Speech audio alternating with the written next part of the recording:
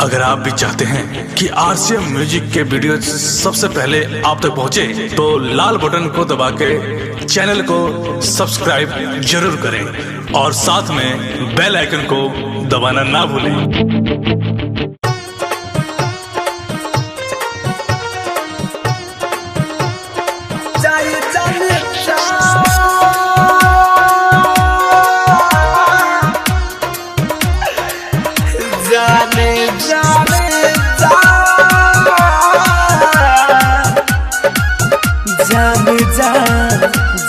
DJ Brajesh चकिया। सनम जाके पियावा से दिल लगा ली हो, फिर ना हमारा ओर लौट के कबो आई हो। जाए जान जा तू हमारा के भूला जाई हो। सनम जाके पियावा से दिल लगा ली हो, साथ खिंचावल फोटो जनान तू जलला जाई हो। जाए जाने जा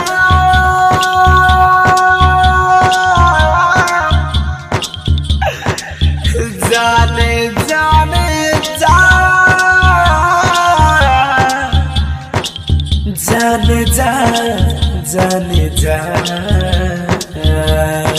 सनम जाके पियावा से दिल लगा गई हो, फिर ना हमारा ओर लौट के तू आई हो।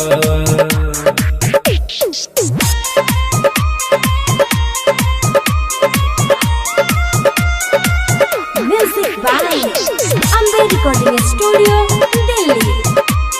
डीजे ब्रजेश चकिया। डीजे ब्रजेश चकिया। हो प्यार तू के हमारा के सजा दिहलो, जिंदे बानी तब तू हमारा के मुआ दिहलो। हो प्यार तू के हमारा के सजा दिहलो, जिंदे बानी तब तू हमारा के मुआ दिहलो।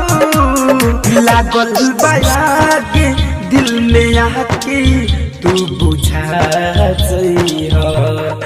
सनम जाके पियावा से दिल लगा जाई हो, फिर ना हमारा वो दिल लौट के कबो आई हो।